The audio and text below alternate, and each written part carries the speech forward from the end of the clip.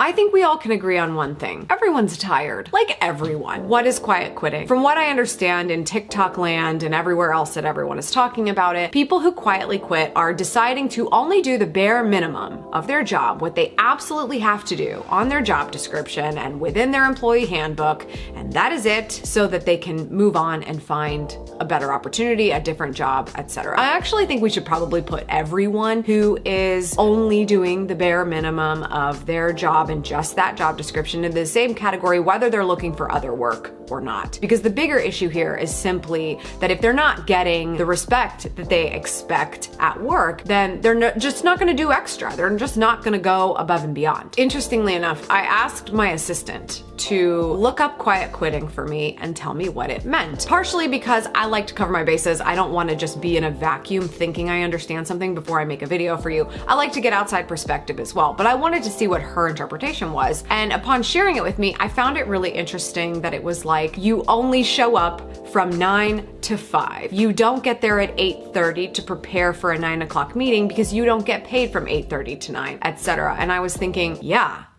that makes sense. That's why we don't have meetings until 9:15 or 9:30. Person only does their job description. Okay, well, we're constantly having touch bases and one-on-ones on how somebody stays as close as humanly possible to their job description so that they can stay in their zone of genius. I'm not saying we're perfect over here. We have to sometimes put things on people's plates, even if it is not their job, just to kind of get by. And then we work it out and we work through it to the best of our ability. But as I was listening to it, I was thinking, wow, this is not normal. It's actually extraordinary to me that there would be companies who don't care about their team and making sure that they are focused on the work that they are absolutely best at.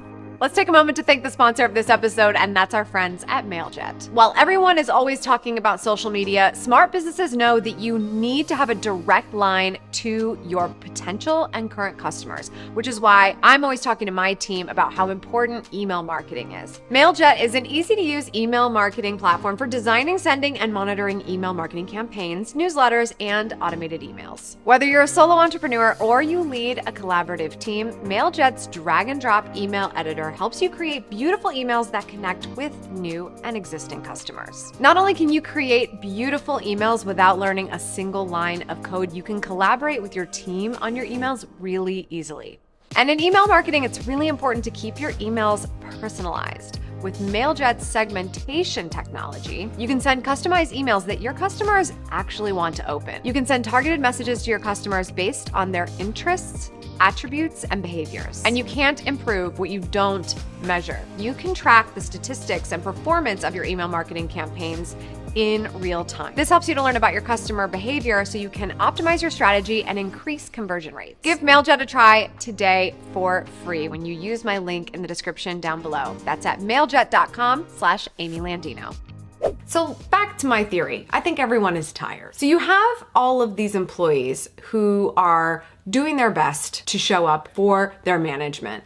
And sometimes that means having to go above and beyond because they're literally being asked, do this, do that. That is not on the list of the job description, but you're going to do it anyway, which is going above and beyond, whether they want to do it or not. They're being asked to. And then you have that management and leadership, which, depending on what their coming up looked like and how old they are and what their career trajectory has been, they have only known that you must go above and beyond in order to get to where you want to go in your career. And then you have these career coaches saying the same thing. Y'all can quietly quit if you want, but you're probably going to ruin your career in turn. Everyone's tired. I'm telling you, that's the heart of the whole thing. Everyone is just tired. People don't want to go above and beyond if they're getting paid peanuts and they're not being shown respect. And people are sick of seeing those who are new and fresh and could be working a lot harder to get to where they want to be, not even giving a crap about it because they can't understand it. And the bottom line is that nobody is communicating with each other. The leadership and superiors are not communicating with the people on their team about where they would like to be going on their career track, how they can support them in that effort. What are they doing that takes too long and that is not extraordinary to them and probably should not be on their plate because it is not efficient for the team and for the sector, for the company. And then you have the people who are quietly quitting or being labeled as such, just doing that. because they feel they don't have a place where they can have these conversations with their management. And so therefore they think, well, the grass must be greener someplace else. And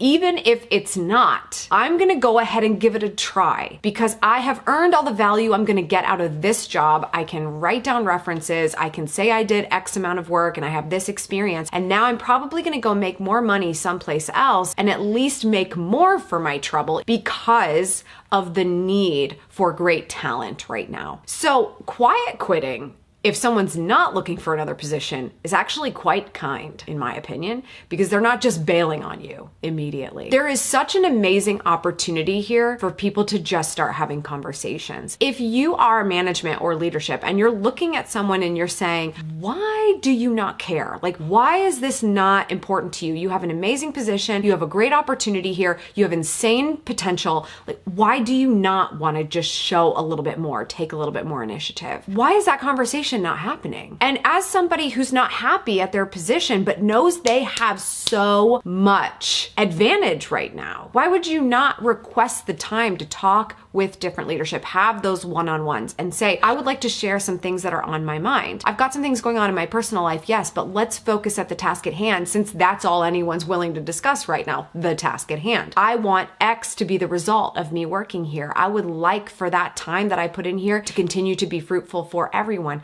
But here's what I really need for that. At the end of the day, everyone is tired and they think they have to move on to some other fresh situation, whether it's a new team member or a new employment opportunity. And instead of just sitting down and having conversations with people, and they don't necessarily have to be hard conversations if we're willing to say, I need to talk to you and sit in that person's seat and talk to them as if they understand what they're going through so that your own struggle can be heard. Here is where I am coming from, but here's what I notice about what's happening for you. And I would like to see where we're missing the mark here. Everyone's afraid to lose their job. Everyone's afraid someone's going to leave the job they need that person in. Everyone's afraid.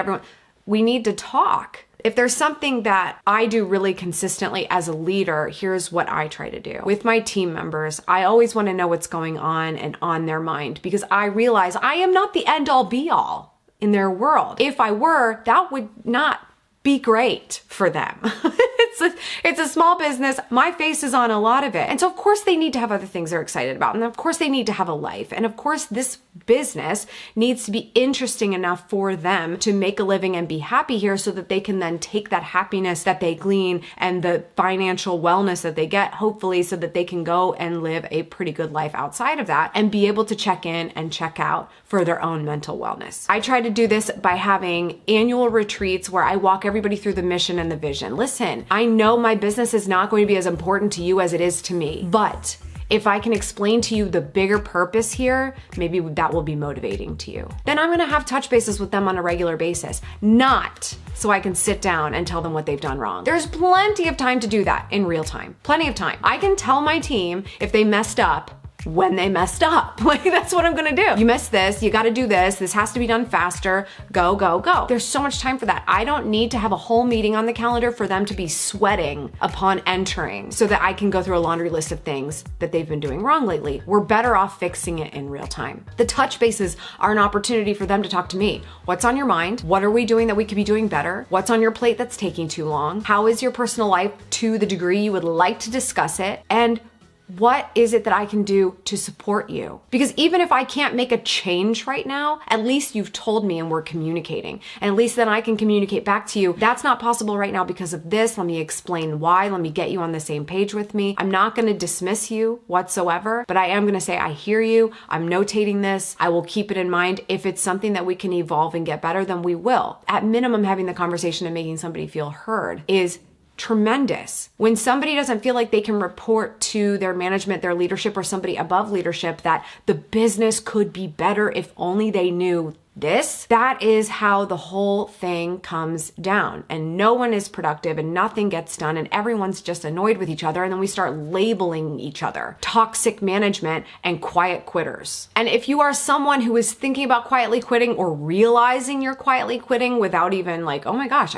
turns out I've been doing this, that's probably happening for a lot of people, especially in the last couple of years. If you're one of those people, then why don't you sit down and write this out? What's missing in your career? What's missing missing from the mentors around you? What's missing from the opportunities? If it is that you need to move on to another job, cool.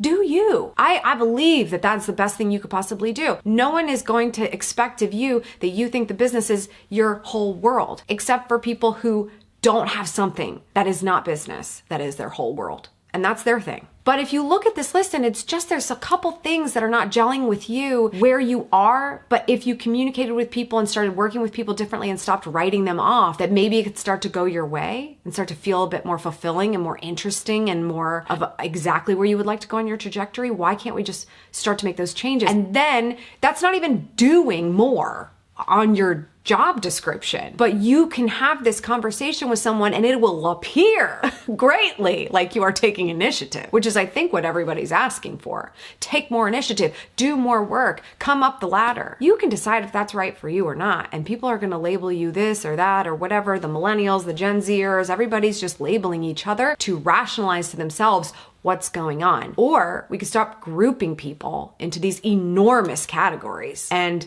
talk and actually care. If you are leadership and you have a team and you're trying to figure out, how do I motivate these guys? Care. You need to earn leadership. You don't just earn leadership by getting promoted.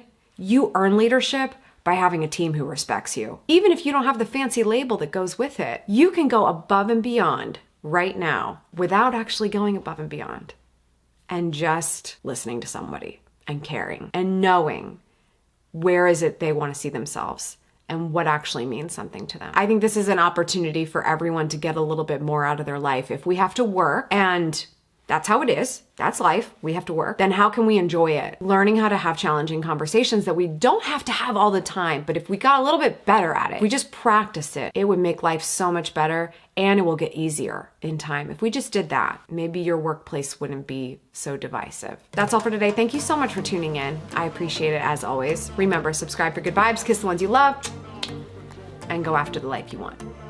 Cheers.